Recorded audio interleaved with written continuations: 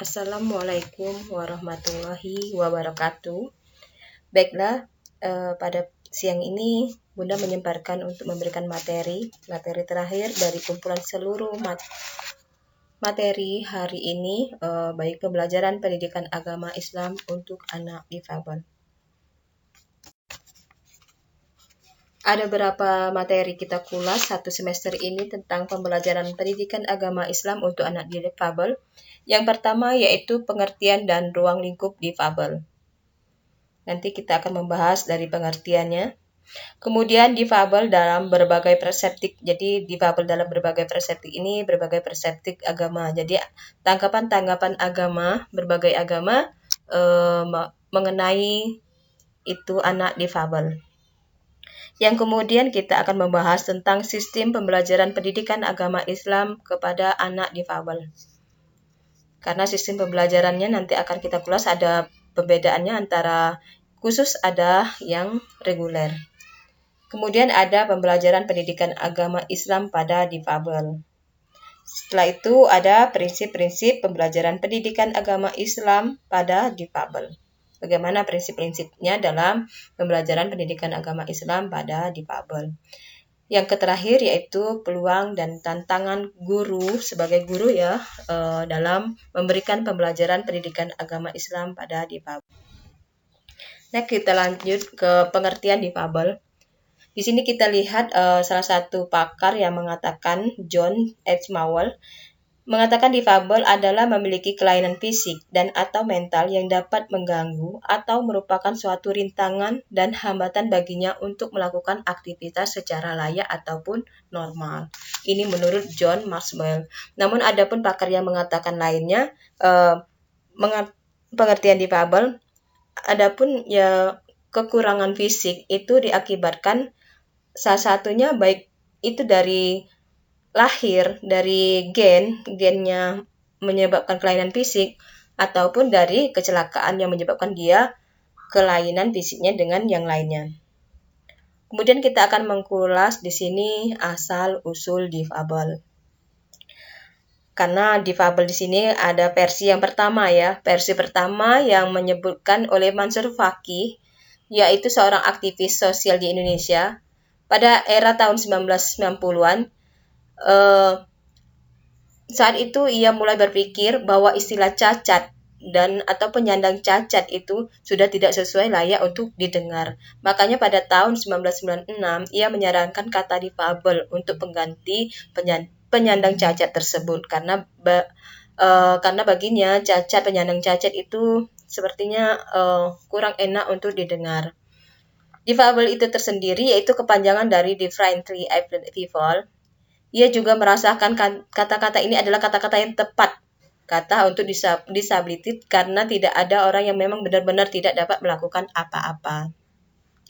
Kemudian ada versi yang kedua, yaitu menyebutkan istilah difabel diperkenalkan pada tahun 1980-an dalam suatu diskusi konferensi ketunanetraan Asia yang diselenggarakan bersama International Federation of the Blind dan World Council for the Welfare of the Blind di Singapura. Istilah inilah yang mengemudikan di Indonesia kan menjadi difabel.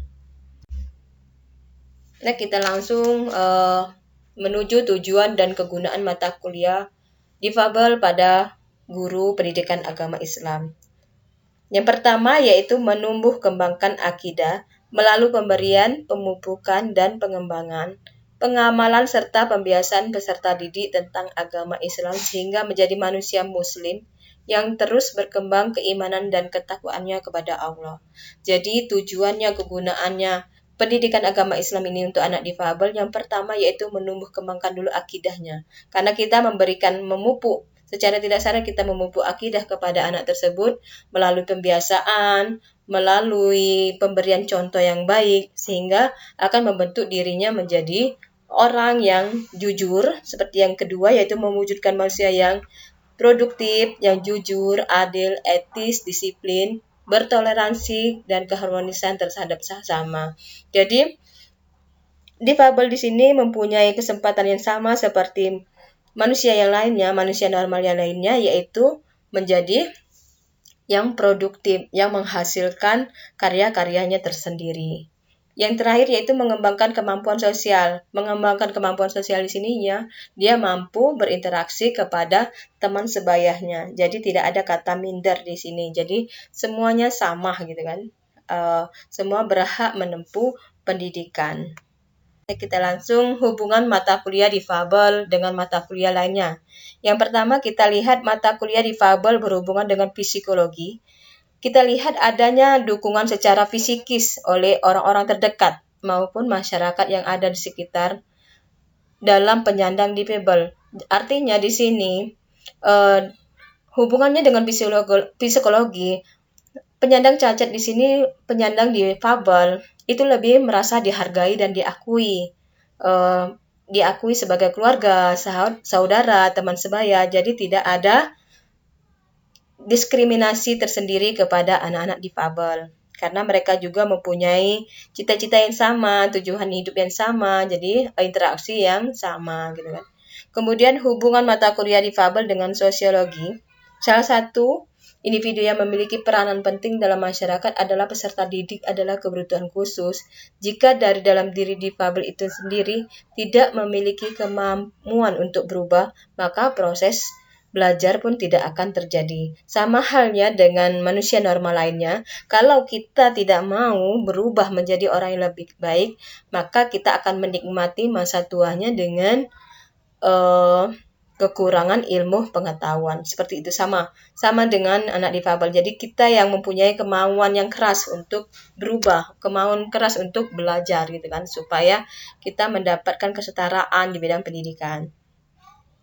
Kemudian hubungan mata kuliah difabel dengan kewarganegaraan, seperti pemerintah sudah mengeluarkan Undang-Undang Nomor 8 Tahun 2016 tentang penyandang disabilitas atau difabel, yaitu salah satu poin di sini, penyandang disabilitas itu boleh diperkerjakan jadi tenaga kerja, jadi dibayar dengan upah atau imbalan, sama dengan halnya dengan manusia normal lainnya. Seperti kita lihat tahun kemarin seperti tes CPNS itu sudah ada penyandang disabilitas, khusus untuk disabilitas. Artinya penyandang disabilitas di sini mempunyai kesempatan yang sama seperti manusia normal yang lainnya gitu kan, teman-teman yang normal lainnya. Jadi mempunyai kesempatan yang sama untuk menempuh pekerjaan yang layak memang berdasarkan kemampuannya sendiri. Next kita lanjut, di sini ada difabel dari perspektif berbagai agama. Jadi di sini agama Islam itu menganggap tidak ada, menurut agama Islam yaitu melarang kaum difabel untuk melakukan suatu perkawinan ketika keadaan dan kekurangan mereka tersebut disampaikan sebelum terjadinya akad ijab kabul, ketika keduanya sudah mengetahui dan kekurangan masing-masing dan mereka memahaminya. Artinya di sini pandangan agama Islam melarang untuk melakukan ijab kabul kalau kita ketika menikah itu ketika dia mempunyai kekurangan namun disembunyikan itu dilarang ya. Nah, kita harus memberikan tahu kondisinya seperti ini supaya ketika sesudah ijab kabul tidak ada yang dirugikan. Namun di sini di pandangan agama Islam dia mempunyai persamaan derajat yang sama dengan manusia yang lainnya. Artinya tidak ada membedakan antara anak normal dengan anak difabel. Jadi semuanya sama di mata pandangan Islam, di mata Allah juga sama, yang melainkannya yaitu ketakwaannya. Kemudian di sini difabel dalam perspektif agama Katolik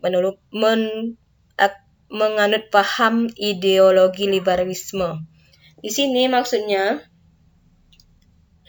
yaitu menurut Katolik di sini seseorang penyandang cacat atau difabel itu perlu dikasihani. Ini menurut Katolik ya. Jadi kekurangan itu dianggapnya kasihan, seperti halnya dengan kemiskinan, mereka cuman kasihan gitu kan.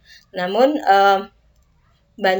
makanya dari agama Katolik di sini mereka berusaha semampunya menjadi orang yang lebih baik supaya dihargai di sini ya, supaya disamakan, bukan untuk dikasihani. Kemudian dalam pandangan agama Buddha, bagus malahan dia agama Buddha untuk memberikan penghargaan ini suatu keharusan yang dimiliki oleh semua orang. Jadi semua orang penganut agama Buddha itu tidak boleh menyepelekan anak difabel. Jadi mereka merupakan suatu keharusan memberikan penghargaan kepada anak difabel. Selanjut, sistem pembelajaran PAI pada difabel. Yang pertama yaitu kurikulum pembelajaran. Yang seperti kita tahu, kurikulum tersendiri yaitu rancangan program pendidikan untuk dicapai peserta didik dengan metode tertentu. Jadi, sebelum kita belajar, kita mempunyai kurikulum dulu pembelajaran. Seperti apa yang ingin kita capai dalam peserta didik gitu kan.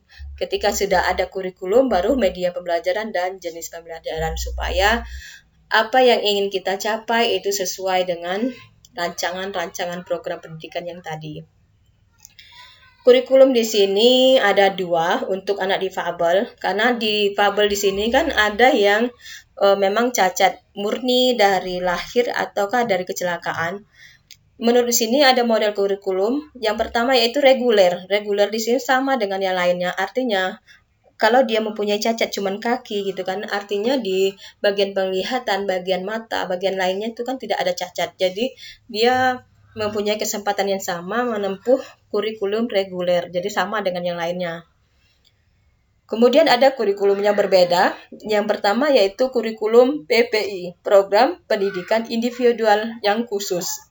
Artinya di sini difabel yang mempunyai cacat mental yang tidak bisa melihat, yang tidak bisa mendengar, itu ada program pendidikan tersendiri yang khusus. Misalnya menggunakan braille ataukah huruf dengan tombol yang besar gitu kan. Nah, itulah jenis-jenis media pembelajaran. Yang pernah kita tahu jenis media pembelajaran untuk anak difabel, kemarin ada papan periodik, yaitu yang diciptakan oleh mahasiswa UNJ tentang unsur kimia yang melengkapi audio. Dia membuat papan periodik. Itu dilengkapi dengan audio setiap informasi. Jadi anak difabel di sini cuma meraba papan periodik ini sehingga unsur-unsur itu permukaannya akan timbul dan mempunyai audio, dilengkapi dengan audio setiap informasinya. Kita lanjut dengan pembelajaran pada difabel. Di sini pembelajaran pada difabel yang pertama yaitu pembelajaran pendidikan agama Islam pada difabel keterbatasan fisik. Jadi bagaimana kita memberi pelajaran kepada anak difabel yang pendengaran, yang kekurangan dengan penglihatan, yang autis, yang gangguan bicara, sehingga bagaimana pembelajaran pendidikan agama Islam itu tersendiri pada anak difabel. Seperti kita contoh kepada anak yang kekurangan penglihatan ya, itu melakukan braille. Kemudian ada lagi jenis pembelajarannya itu melakukan termometer yang dapat bersuara. Dan ada telepon yang dengan tombol yang besar gitu kan, supaya mereka mengerti. Kemudian menulis dengan simbol-simbol supaya mereka lebih mudah untuk mendapatkan pendidikan agama Islam pada difabel. Nah, kita langsung menuju tujuan dan kegunaan mata kuliah difabel pada guru pendidikan agama Islam. Yang pertama yaitu menumbuh kembangkan akidah melalui pemberian, pemupukan, dan pengembangan, pengamalan serta pembiasan peserta didik tentang agama Islam sehingga menjadi manusia muslim yang terus berkembang keimanan dan ketakwaannya kepada Allah. Jadi tujuannya, kegunaannya pendidikan agama Islam ini untuk anak difabel yang pertama yaitu menumbuh kembangkan dulu akidahnya. Karena kita memupuk secara tidak sadar kita memupuk akidah kepada anak tersebut melalui pembiasaan, melalui pemberian contoh yang baik, sehingga akan membentuk dirinya menjadi orang yang jujur. Seperti yang kedua yaitu mewujudkan manusia yang produktif, yang jujur, adil, etis, disiplin, bertoleransi, dan keharmonisan terhadap sesama. Jadi, difabel di sini mempunyai kesempatan yang sama seperti manusia yang lainnya, manusia normal yang lainnya, yaitu menjadi yang produktif, yang menghasilkan karya-karyanya tersendiri. Yang terakhir yaitu mengembangkan kemampuan sosial. Mengembangkan kemampuan sosial di sini ya, dia mampu berinteraksi kepada teman sebayanya. Jadi tidak ada kata minder di sini. Jadi semuanya sama gitu kan. Semua berhak menempuh pendidikan.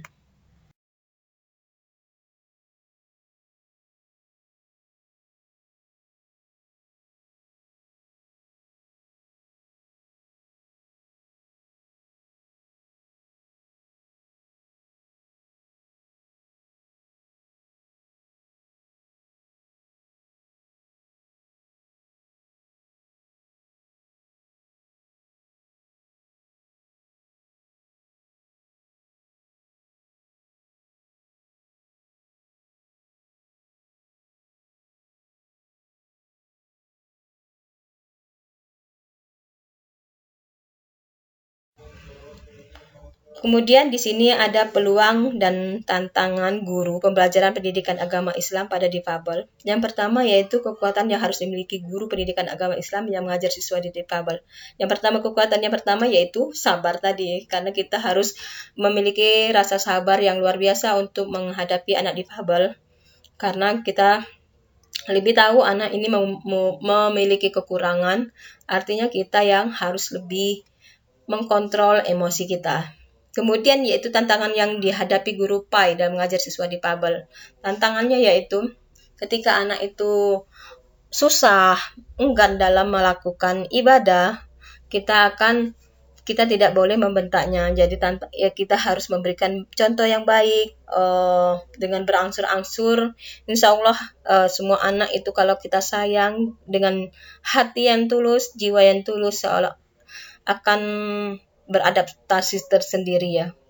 Kemudian kalau peluang, memang banyak sekali peluang karena di kita sendiri di Curup di sini masih sedikit ya yang membuka sekolah untuk difabel. Bahkan kalau membuka pun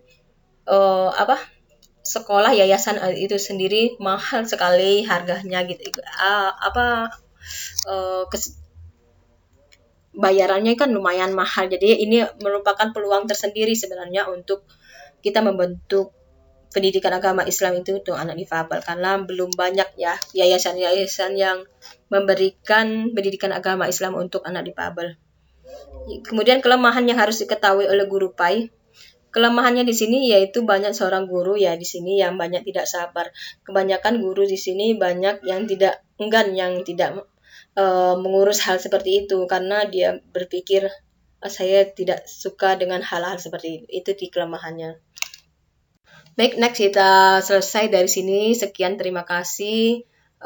Inilah materi terakhir kita, cangkupan segala materi-materi yang sudah saya share tadi, sudah tolong disimak. Mudah-mudahan ini bermanfaat untuk kita semua dan mohon untuk kembali untuk melihat jurnal-jurnal lainnya supaya menambah ilmu pengetahuan kita semua. Dan saya akhiri, sekian, terima kasih. Wassalamualaikum warahmatullahi wabarakatuh.